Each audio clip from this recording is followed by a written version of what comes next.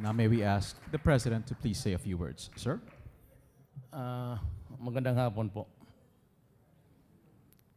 Yung wala na sanang iba, but I said I wanted to just give you a few words. Alam mo, I was elected on just 3 messages to the people. One is that this will be a clean government. Second is I will suppress drugs and control crime. It has nothing to do with you guys. Take yourselves out of the... Itong minsan, papasyal-pasyal ako ng probinsya.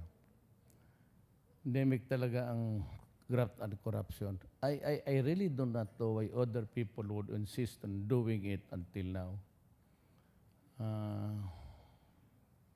Meron akong listahan dyan, but I want to add some more. Itong LFT-RB pati LTO all over, they're still at it. And to think that I placed there si General Galvante and Delgra, is a lawyer from Davao.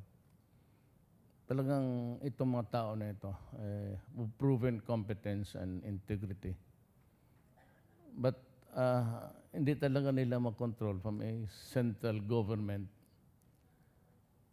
down the line doon sa mga regional. Nandyan pa lang yung, ganun pa rin. I was meeting the businessmen of Cagayan de Oro, was it 5 nights ago? And the complaint was still there. Corruption ng LFT-RB pati LTO. And I suppose that this is true, universal throughout the country, except for a minor exception. I was talking to the NDF panel and we had a discussion about how to shape up a government without necessarily going into the complicated task of coalition, because I don't think it would work. And I said that maybe what would come out of these talks in Oslo, or that I would insist that I retain the control of the military and the police, and they can have the mundane matters of government. As a matter of fact, nandyan na sila. But yung pinag-usapan natin, sabi ko yung gobyerno, I think there is a need really to purge. I do not want to transgress civil service rules. I do not want to ignore due process, which I loathe to do. Pero apparently itong sa gobyerno, mahirap tanggalin yung nandyan na.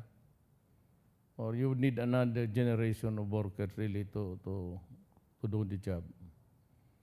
But sabi ko, it has nothing to do with you, but I would be very, maybe harsh, double the word in the coming days, because it seems that my appeal that this would be a clean government is not registering at all in the gray matter between the ears of some people in government. So I hope that you would help me clean government. Let us just work together. And as I said, for those who are working, you have nothing to worry about. I will be the least of your trouble, actually. And I know that you'd come in with the best of credentials, of competence and honesty. Wala akong problema. But I just want to share with you the perennial problem of the Philippines about corruption. It's still there. And I still have to show to you the list of the rest of the scalawags in government. More judges, more policemen, mainly, and some politicians. I have to control the drug problem. Because if I do not interdict this problem now in this generation, mahirapan na po within the next, after 6 years. Kasi kung hinayaan ko ito just like the way it was more or less ignored na Kaya ganito umabot karami. It was not until after I became president. And I was also appalled by the number of addicts in this country. Yung surrender lang, yung nagpakilala, it's about maybe 600,000. But 2 years ago, PDEA said that there are about 3 million drug addicts in this country. And considering the length of time, there must have been some incremental increase. And if you just place it at a very conservative of probably 700 na lang.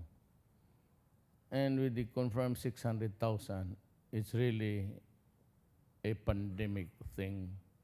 It is not an epidemic, it's a crisis facing the country. I do not want to pull my own chair, magyabang ako sa inyo. I was just thinking that kung hindi ako naging presidente, and given the contamination of the police into the industry, paano yan, one of the officials of the was a military aide of one candidate. Sabi ko, kawawa talaga itong Pilipinas. And so, I might, lalabas ako dito, medyo kontrabida o with soiled hands. Maybe soaked with blood. But there is no way to stop it now. There can be no stopping of the momentum until I have destroyed the apparatus. It's not a matter of sabihin mo, mahirap lang yan, tapos ito, that cannot be the excuse. Simply, I will not accept it because it would add more problems. If you accept the theory na, ito, bakit si Duterte, yung mga, hindi ko lang masabi na, hindi ko lang masabi na, yan, mamili ka lang dyan. If you are, nandyan yan. And I'm doing everything I can to really get at them. I would not want to elaborate on it because it might ruffle the feathers of some other nations.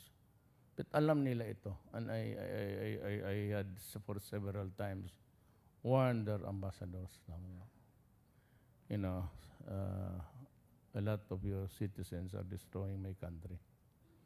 At hindi ko yan papalusutin kasi sabi ko, simply if I allow it, there will be no Philippines tomorrow.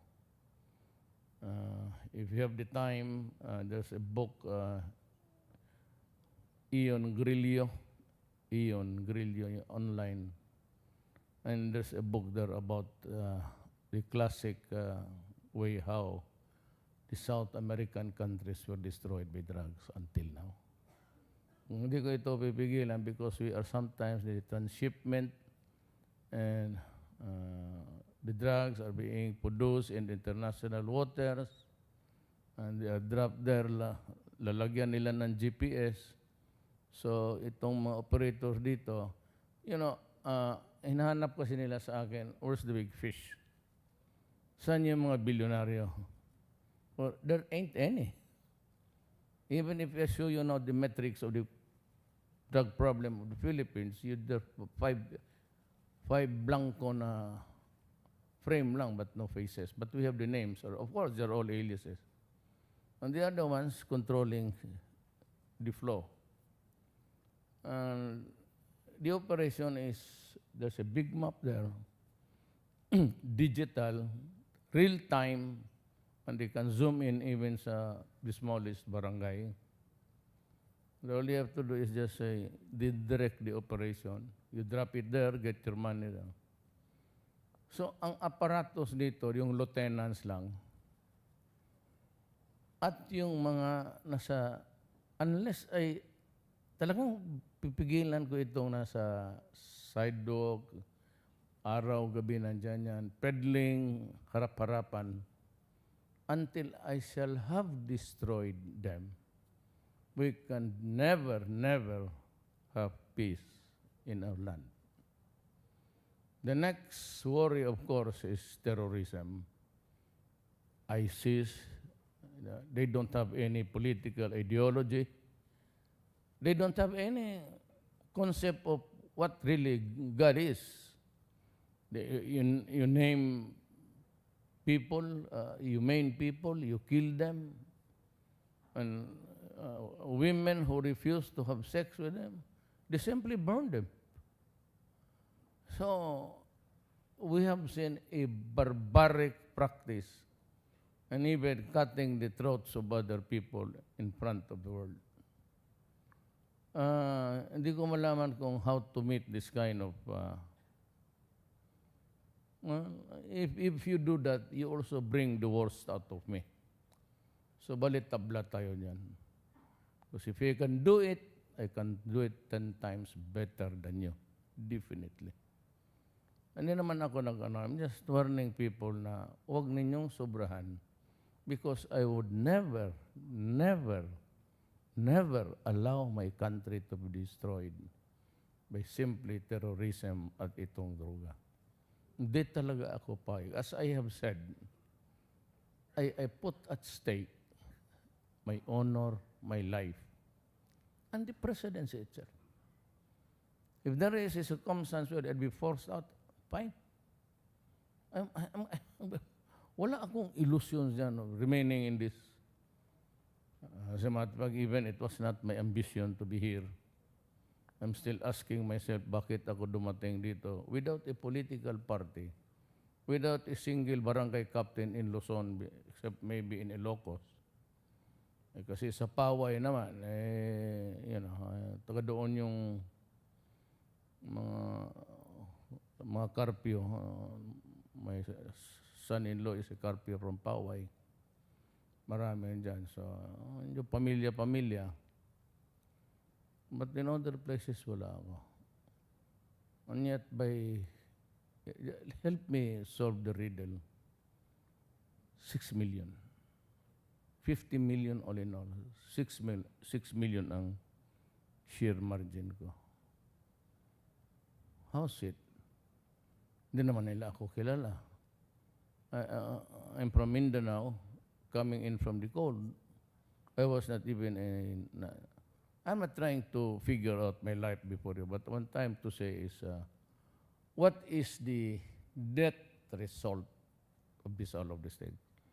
At the end of the day, what would I say? Alam mo, it's simply one. Promise ko, I kept on repeating it.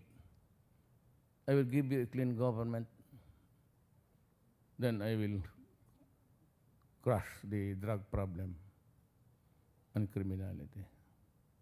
And even if I have to soak my blood, so be it. They have to stop. Or else. Wala talaga tayong... I am as determined as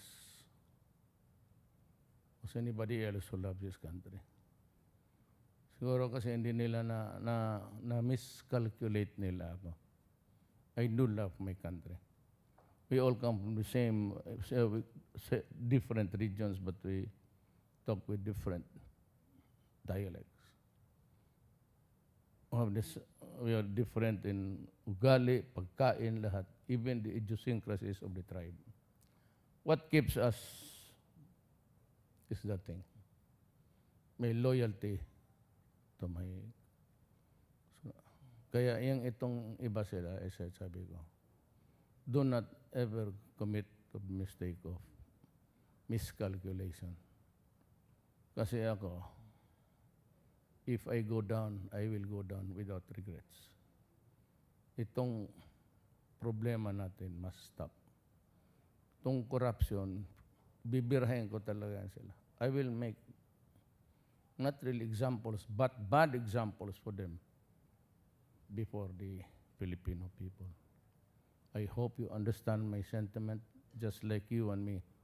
We all crave to give service to our nation. Maraming salamat po.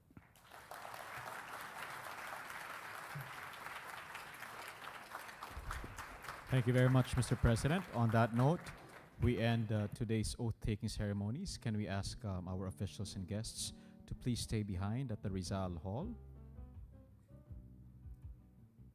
as the President makes his exit? Thank you.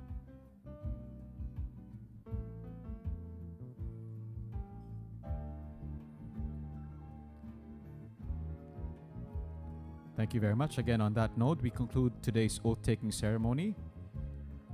Ladies and gentlemen, may we now invite you and our guests to please partake of the refreshments that have been served before you, and they're located at both sides of